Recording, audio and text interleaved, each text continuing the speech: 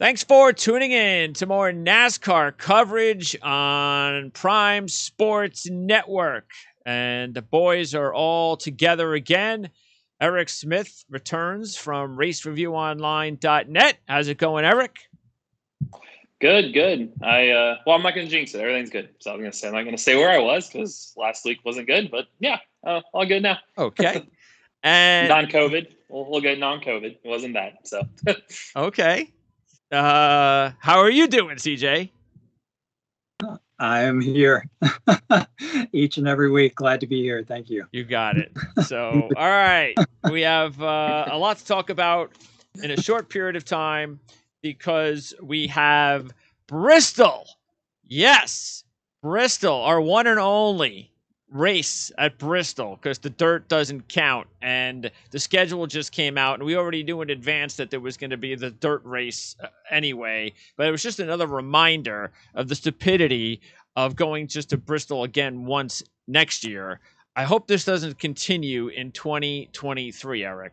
Sooner or later, somebody has to stand up and say, are you nuts having one race a year at Bristol?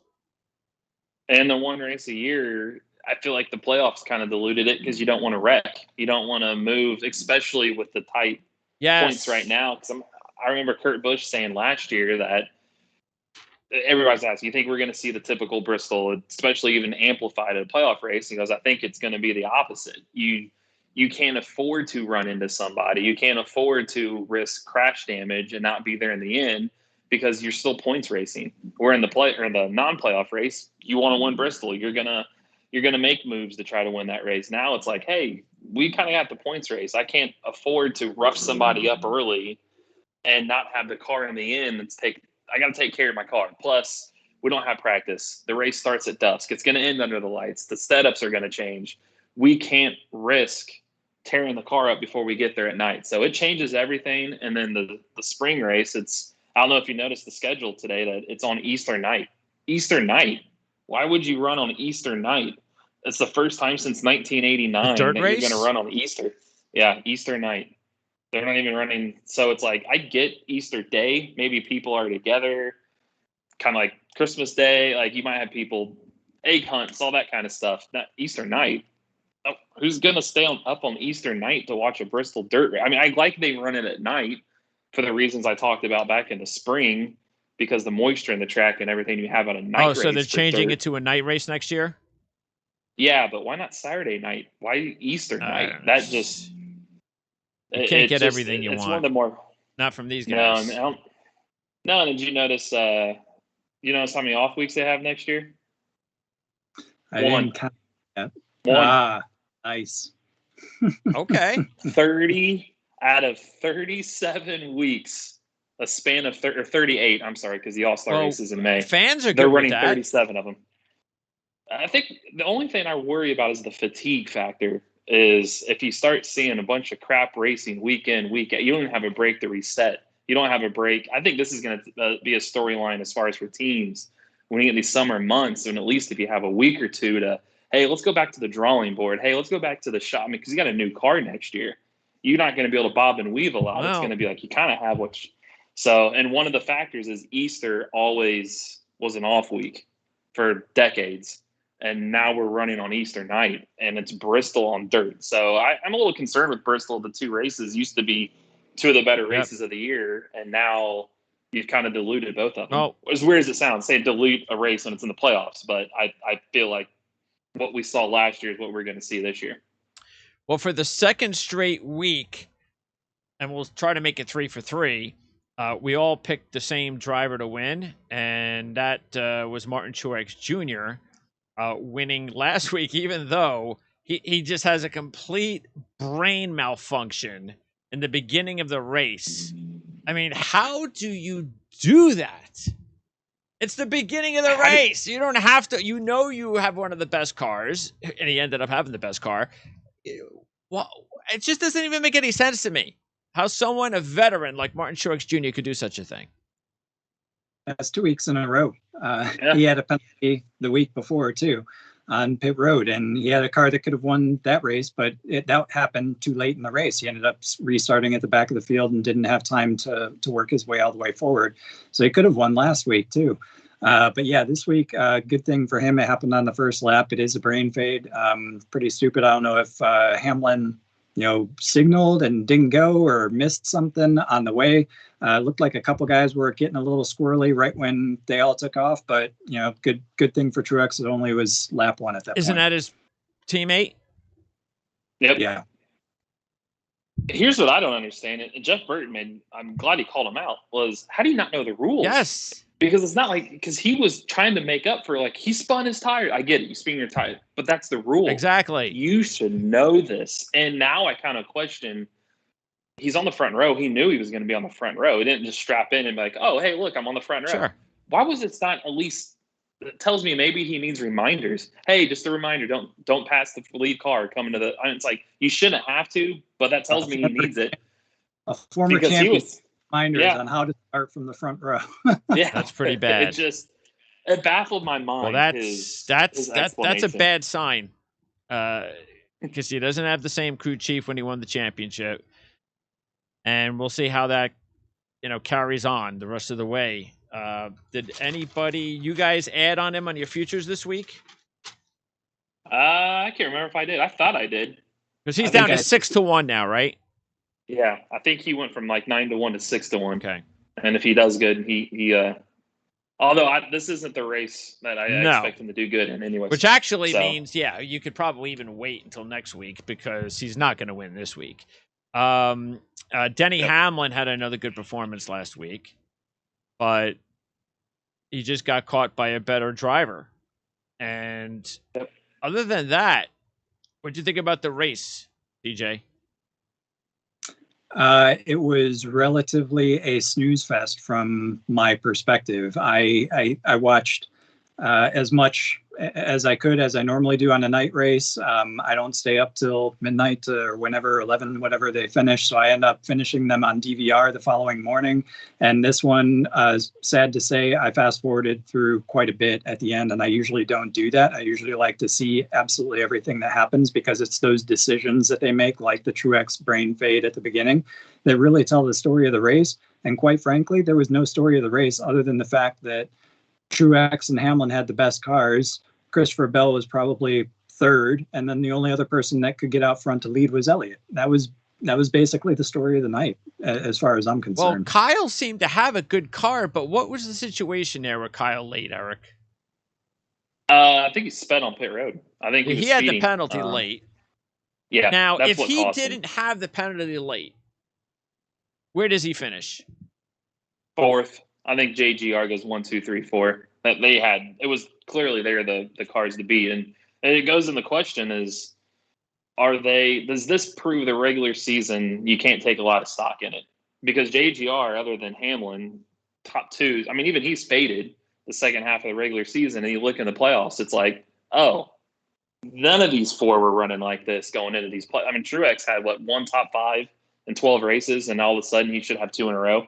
I think it goes to show, granted, there's a new car coming out next year, so I don't know how much you're going to translate over, but does the regular season mean as much knowing that the playoffs, here we go again? It's like, I think the same guys on the same tracks are still good. It doesn't matter what you do in the regular season. I think this further proves that Richmond is a great track for JGR, and Hendrick had nothing for them. There was just absolutely nothing they can do.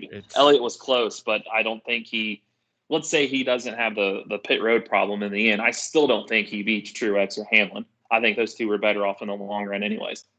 Okay, so let's talk about Bristol. Yes, the Bristol Night Race. And as far as the track is concerned, 10 of the last 16 winners have started in the top 5, including 5 pole sitters. So this is a track where starting on the pole is a good thing. Now, Chevy has not fared well, though.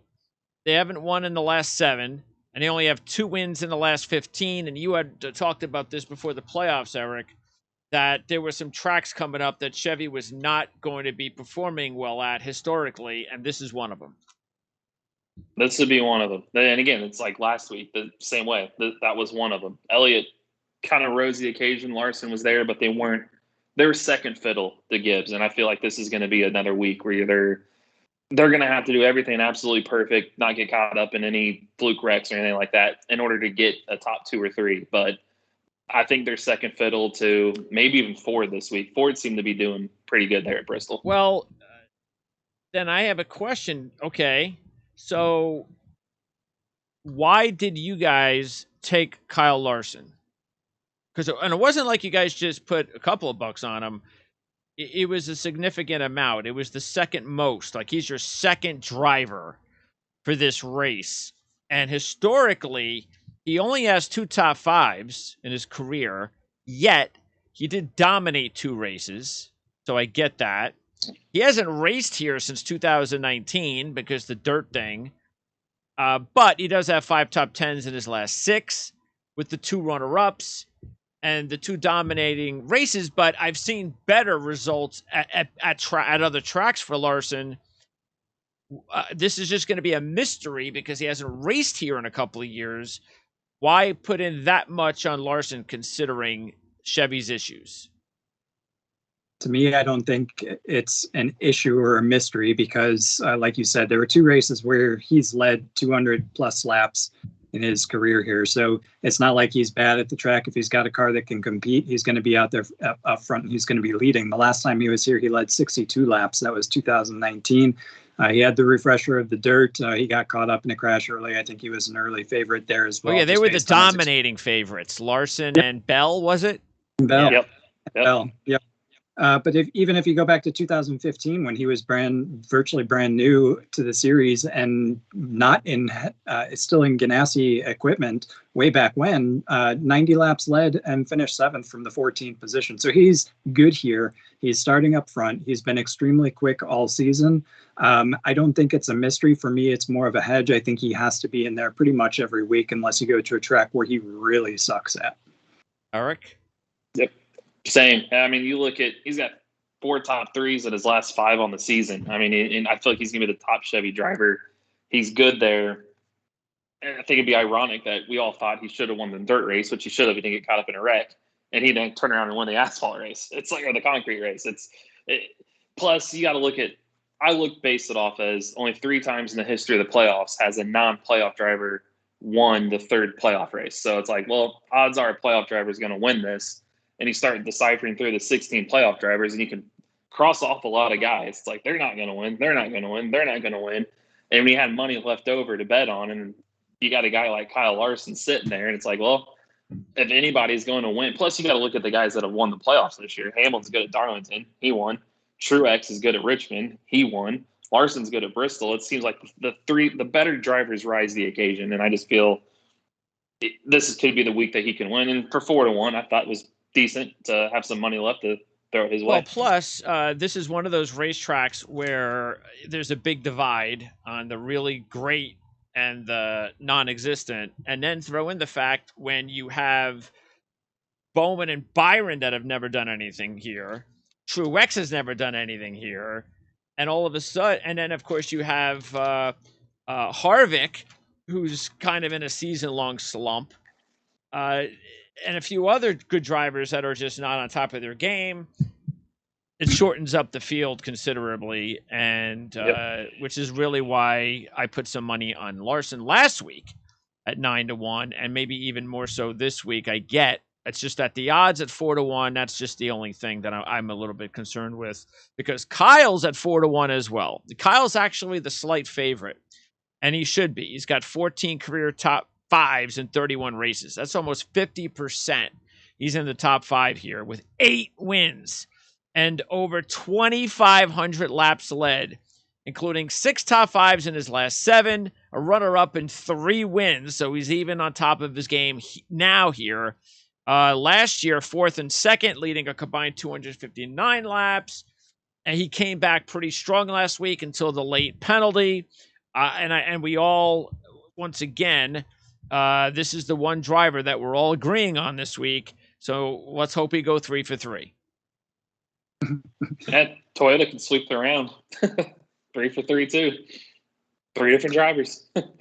Yeah, this is a track where I expect a Busch name to be in victory lane. They're both just exceptional here.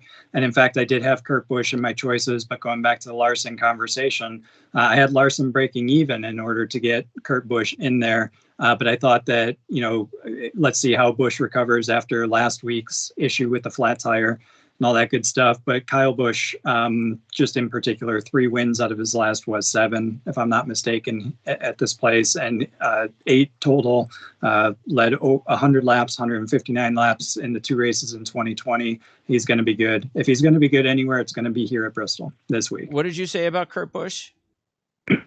I actually had him in my choices for wins this week to put money on him or points on him. But in order to do that, I had Kyle Larson. I had to have Kyle Larson at a break even, and I wanted to actually earn money, not just break even. So I had to take Kurt Busch out. So he was the last guy that you actually didn't have money on. Yeah. Okay. All right. So Kyle Busch, we all agree. Kyle Busch. Next up is Denny Hamlin. You do not have Denny Hamlin, though, Eric. And this is one of the drivers that you decided that you would put money on Larson over Hamlin. Hamlin's at 6-1. He's got 9 top 5s and 2 wins. He's only led over 800 laps. So that's not a whole lot in 30 races at Bristol, and wasn't very good at Bristol last year, 17th and 21st.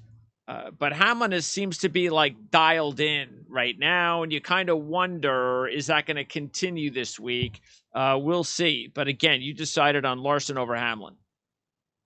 This is my turning point, I think, for Hamlin. If he can, I feel like he can lead a lot of laps. I feel like that's possible. I mean, he's led 45% of the laps in the playoffs, 343 of 767 to be exact. But if you look at how many laps he's led on the season and races he dominates, and you look at how many wins he actually has, let's see what he can do. Like you said, what scared me was the 17th and 21st last year and 2 top 5s in his last 6, albeit one of them was a win. But it's also rare to see somebody win 2 of the 3 first-round races. Harvick did it last year. I'll give him that. But Harvick also hasn't won since. So I feel like Hamlin, is he there to win 2 of the first 3 races? I don't think so. Yes, he's got 2 top 2 finishes, but I feel like he's a solid for a fantasy team, like a top 5.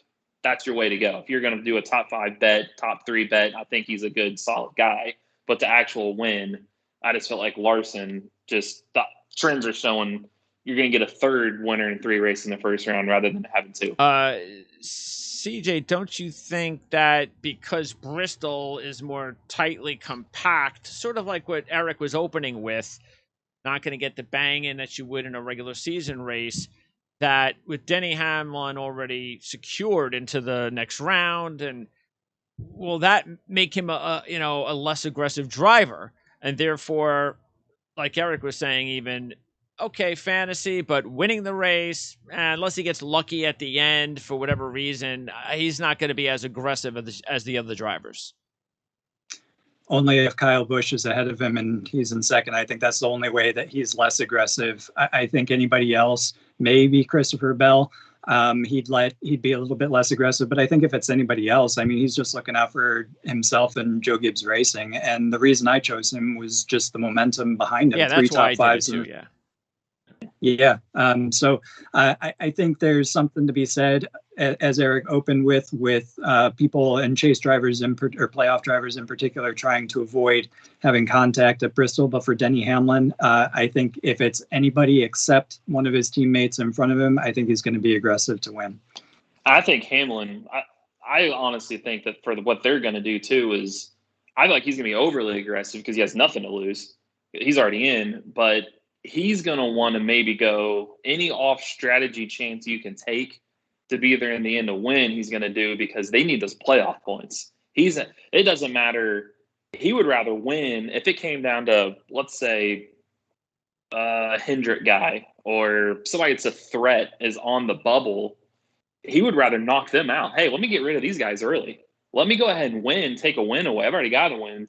I think the 5 playoff points are more beneficial for him than anything else. I think he would rather, hey, I'll hand you I don't need the trophy. I want the 5 playoff points, because that goes a long way. So you're saying that you're more concerned with him gobbling up the playoff points as opposed to him being conservative in racing.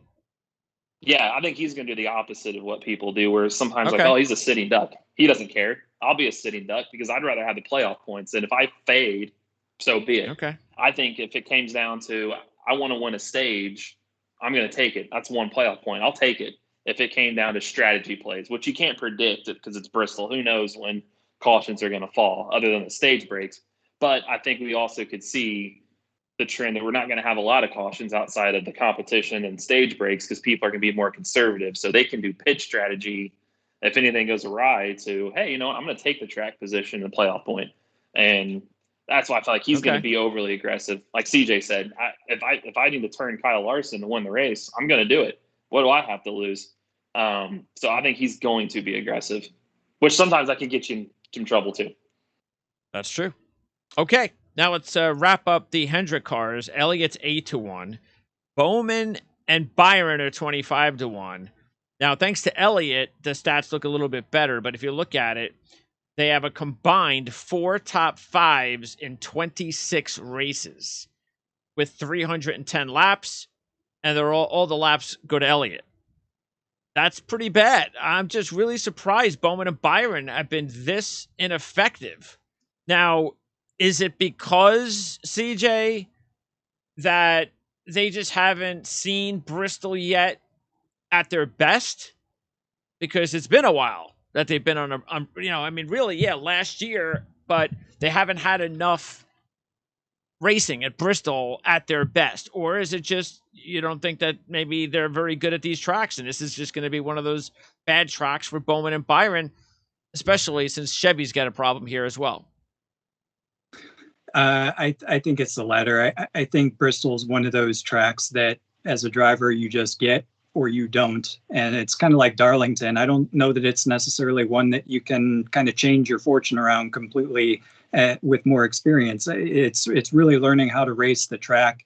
I don't feel that they've got it. Truex, we've talked about him. He's terrible here. He's been on Bristol his entire career and he's still terrible at it. I think these two guys are showing that early. I would expect that to continue on for a long time, and they're probably hindered this week even more so because they're not in Joe Gibbs cars, especially, which is bad news, especially for Byron, because the only way I think that he can make it into the next round is with help. I don't think there's any way other than him winning that he can get in on his own. I think he needs other things to happen, other people to have bad days and him to have a good day. What happened to him last week? Just didn't have a car. Yeah, and he was saying afterwards he just struggled. They struggle at Richmond anyways, like CJ said. So I think they're in danger. I almost think, if as odd as it sounded, a few weeks ago, we're asking how many Hendrick guys are going to be in the championship for, and I think half their fleet right now could get eliminated in the first round. What has to happen for them to avoid it? Bowman's in a good. So let's see here. Byron, but it's, I mean, he's it's minus crazy. 18. Yeah, Byron, he needs a lot of people to have problems. He can't do it on his own. Put it that way. Where does Bowman he have to finish first? Let's just talk about what he has to do first. Byron has to finish first. First, come in and win. Yeah, absolutely. That's the only way he'd be able to. By winning is the only way he'd be able to get through. Even though on it's his own. only Otherwise, 18 points, really. What he needs wrecks. He needs a couple other cars to wreck though. If he doesn't win. Yeah, that's what I'm saying. Yeah, he would need wrecks. But then for Bowman could get in with like 55 points. I think if he gets 55 points, regardless of who wins, he's in. But Byron, he basically has to win the race. Well, here's my concern with them. I agree with you because first you got to look at who they're out right now. So you got to look. They got to get their way in. Somebody's got to fall out. Well, look at the last place car right now. Kurt Busch, he's won there 6 times. I don't think he's fallen out. Eric Almirola, yeah, he hasn't been great this year, but he also was 5th in this race last year. Kyle Busch is ahead of him. Kyle Busch, we just talked about how good he is. Keselowski's got 2 top 3s his last 3 at Bristol. He's ahead of Kyle. Ahead of Keselowski's Christopher Bell, who's a JGR car. He's been good. And then you got Elliott, Harvick. I mean, the points, the farther you go up is harder to climb. And for Bowman, the thing that concerns me for both of them is Byron has not scored a stage point all playoffs. He's been non-existent. Yeah. When you're 18 back and those guys are starting all towards the front already because they're starting up there, that 18 can quickly become 28 or 38 pretty quickly by the time you go to where, like CJ said, he's going to have to win. Okay. And then for Bowman, he's tied, but he also has one top 5 in his last 11 on the season, one top 5 at Bristol. And you're not, I don't think head to head right now, it's like you're head to head with Kurt Busch, you're tied. You're not beating him head to head. You've got to hope Almirola or Kyle or somebody falls out, but what are the odds that's going to happen? Well, I mean, something has to happen, sort of like what happened to Kurt Busch. Even though he had a good car, it was a freaky thing. It could happen. That's what you're. But it's a lot to ask for. So it is. So that's what I'm concerned about. And you got to look. He's got 2 stage points too. So I feel like the guys that aren't scoring stage points, they're the ones that are on the outside looking in. Why is it drastically going to change this week? And that's why I talked to in the past that last year you don't want to damage your car. Well, even more so now this year. Look how tight this playoff bubble is. That you need stage points. You can't afford to rough somebody up unless I don't think Bowman would. He's too nice. I know I would if it was up to me, but if Kurt Busch or Eric Almirola were around me, you're going for a spin cycle. I'm sorry. I got to make the next round. Let's find out. Hey, I don't care if it's the first stage. You're not getting stage points. This is what we've been asking about, this next generation of nice drivers. Well, we'll find out some of the, Byron and Bowman. We'll see how nice they are on Saturday night. Yep. So, but you have Elliott, CJ. I do. I think you do. Do we both have Elliott? I think we just CJ. That's right. I went Larson over Elliott. That's right. Yeah, I like Elliott because he's led laps in each of his last 5 here, and he led laps. He was the only Hendrick car really that even came close to Gibbs last week. So I think Elliott's onto something, and he and Larson, like Eric said, they're going to be the 2 that are carrying the banner for Hendrick Motorsports, and Hendrick's been the strongest team all season. If they can get to some tracks and they can get a little bit of traction against Joe Gibbs, I think those are the 2 guys you got to look at, and Elliott, either one of them this weekend. I think if things go their way, they can challenge. Okay, now. And Elliott won the All-Star race last year there, too. Don't forget that. Yeah. Okay, now Penske, Logano 10-1, Keselowski 11-1, Blaney 12-1. I put money on Blaney. Eric's got money on Logano. Nobody put any money on Keselowski. Let's see. Logano has led just 2 laps in his last 3 races at Bristol. Not very good last year. He does have 2 wins. Keselowski's got 3 wins, including last year, leading 115 laps in the win. He's led at least 40 laps in his last 4 at Bristol, including 115 in 91. Blaney crashed last year when he looked strong with leading 60 laps early. He has 4 top 10s in his last 7 with 1 top 5 and over 400 laps led. And in the Xfinity Series, Blaney has 4 top 10s and 3 top 5s, a runner-up, and a win. I just think Blaney's on a nice run now. His 10th place finish last week was like 3rd on a normal track. And I expect, unless his team screws him over again, which is entirely possible, that I actually think he's a good chance to win this week. I feel good about him. But Eric, you decided on Logano instead, out of the 3. Yeah, he won me big money there in the dirt, so I thought, why double digits? Let's see if lightning strikes twice. He's won this race in the past. I feel like finishing wise, he was kind of the best of the rest from the JGR out of the JGR camp at Richmond. Since Elliott took himself out and Larson, he got by Larson in the end. So it's short track. Might as well try it again. Blaney kind of reminded me of what he is. The Bristol is what Hamlin is during the season. He leads a lot of laps, but doesn't win there. And Keselowski, I just feel like something's missing. Yeah. I just feel he would be the one, if I had to guess, that an Almirola that's going to get bumped out is going to be him. They just had first round exit written all over him. I just feel like everybody's checked in, checked out. Everybody's like, hey, he's not going to be here next year. This is going to be Austin Cindric's team. It doesn't seem to be gelling right now. So combine all that together. I went Logano. And you didn't take either driver then, CJ. If you had to take one, who would you go with? I would actually go with Keselowski, not for any of the reasons that you guys said. The reason I agree with you, I think Blaney has a nice run of momentum. I do not see him as being a winner, though. Joey Logano, if he can get out front and lead, he's going to be hard to beat, but I don't think that's going to happen either. Brad Keselowski, though, that win in 20, his past wins have kind of come out of nowhere for me from that. So if he can pull off a clutch win, if there's anybody, I should say, that can pull off a clutch win out of nowhere, I think it's Keselowski out of the Penske organization. Well, and all honestly, between the three, Keselowski has been the better driver at Bristol over the last several seasons. But he's just, again, it's more of how's he driving now as opposed to the track. Agreed. Which is why I didn't take him. Okay. 2 top 5s in 17 races. Yeah. That's like a half a season. That's an incredible. It's in a Penske car. It just shows you, like you said, his mind is elsewhere. Okay, Harvick 11-1, Truex 14-1, and Harvick has a decent history here. He even won last year, leading 226 laps. The last time everybody's been here at Bristol outside the dirt. Yet Harvick is just not leading laps this year, and it's just not happening for him. But definitely you take Harvick over Truex. I mean, Truex has really done nothing here over his career, correct? Correct. He's got 2 top 5s. Or no, I'm sorry. His last top 5 is 2012.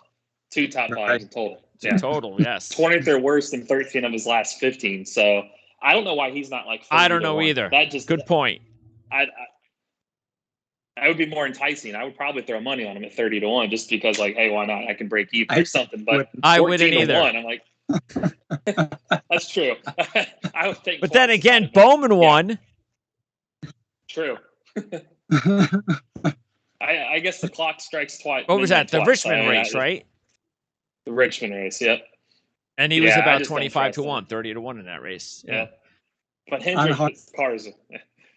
On Harvick, I do want to say that at some point, I do feel like there's going to be a race out of nowhere that he dominates and leads a bunch of laps and potentially wins. But yeah, up to this point of the season, we've not seen it at all. But I wouldn't be surprised if some unforeseen weekend he comes out and he ends up leading a ton of laps. I just want better odds, though. Agreed. He should be around 15. I mean, you could see his path. He's just getting 15 stage points for the playoffs. He went from -3 to +20 to +25. He's just 8th and 5th, just mediocre. Just, I'm not going to hurt ourselves. We're not going to speed. We're not going to push it. We're just going to get solid top 5 to 10 and move on. And I feel like that's exactly what he's going to do this weekend. Don't be aggressive. Let's not get damaged.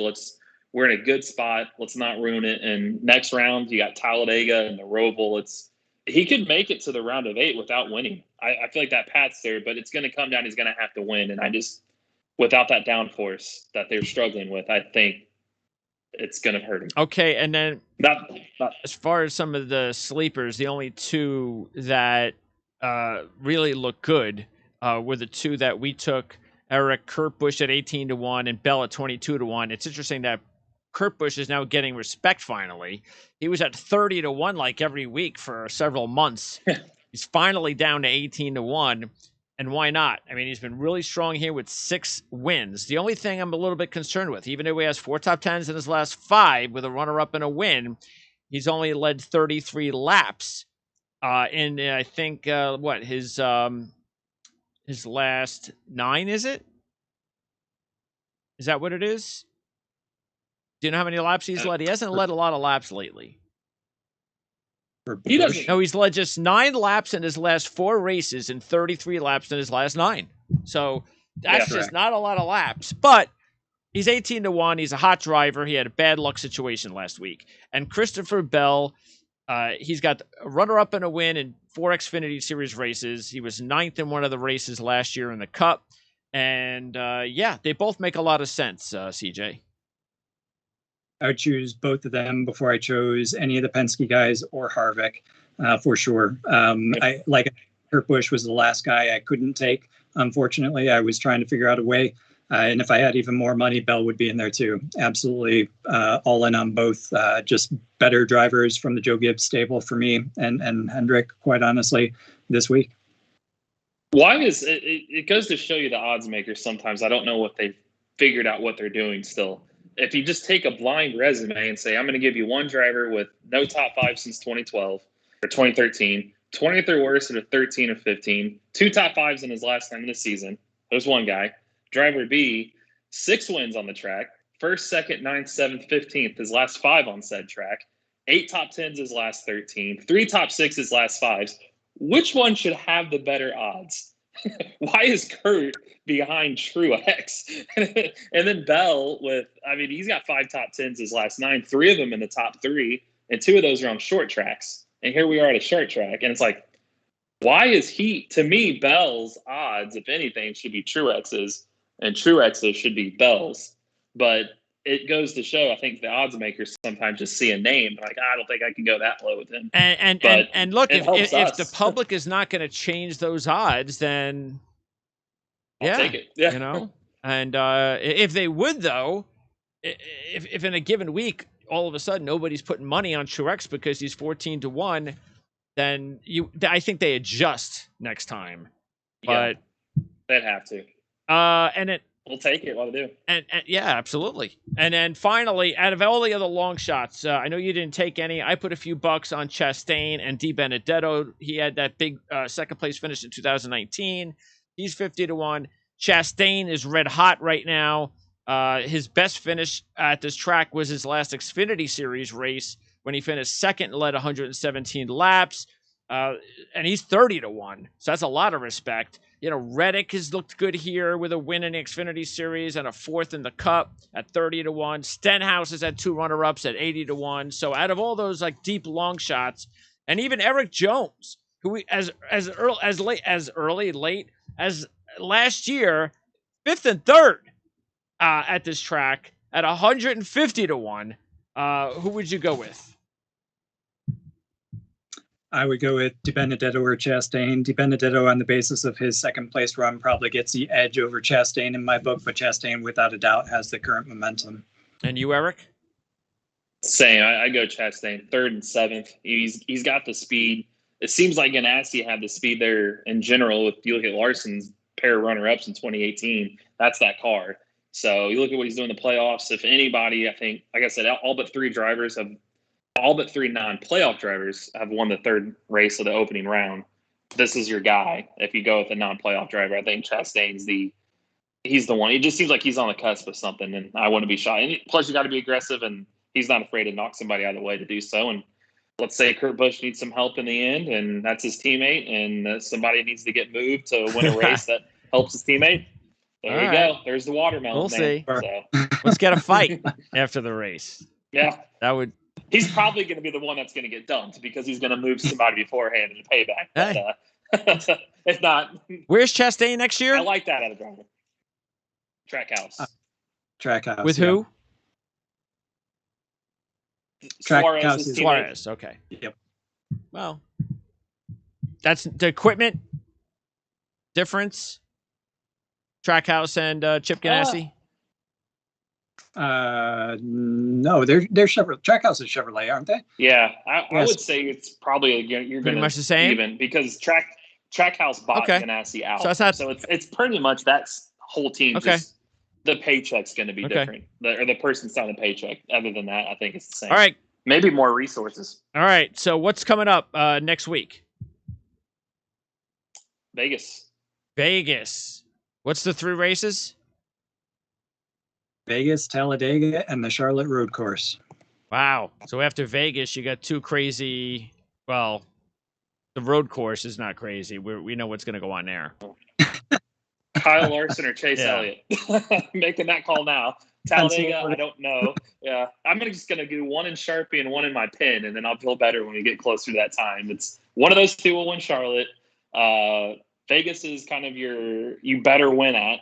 And then Talladega is who the hell knows. Yeah, if you're not Larson and Elliott, you really want to win and have to win Las Vegas. Yep. That's where the playoff points are key this weekend because you need them with Talladega looming. All right, Eric, what are you going to be up to as far as racereviewonline.net? Because you also have IndyCar racing happening. Yep. Bristol, and then the second to last IndyCar race is who's Sunday. winning the championship there? So you got Bristol. winning now is Palou. That was a wild race last weekend. He passed Pato Ward, and it just goes to show you an IndyCar race, anything can happen without stage breaks, where a caution can flip the field and a caution can flip it back the other way. And that's what made that interesting. I think you're going to see a similar race Sunday. And then the championship is in 2 weeks? Yeah, not next weekend. Next weekend. Yep. Okay. And so that you'll be covering those two, and you're not going anywhere. Yep. No, since there was. I mean, like in the next few weeks, next month or two. No, because that'll be my. You're pretty much done. Primary focus. Unless I got an opportunity maybe to do Talladega and the Roval next round. So and maybe Phoenix at the end. And UCJ.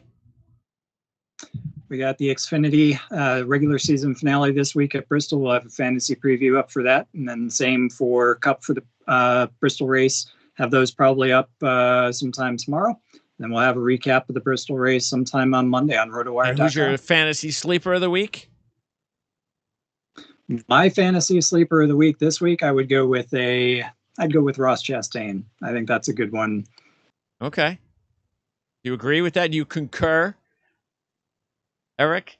I concur. Okay. Yeah, I concur. That's a top 10 waiting to happen right there. Okay. So should be a top 5 if things go as the Gibbs cars kind of maybe take each other out. And hopefully if we get an opportunity to talk again next week, we'll preview the next round of the playoffs and redo our predictions, because I'm sure they'll be all messed up with Bowman and Byron probably not making the playoffs.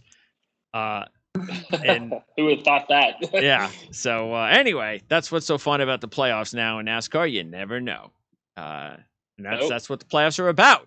It's unpredictable. That's why they have them. All right, guys, appreciate it as always. We'll talk to you guys next week. Cool. Thank you.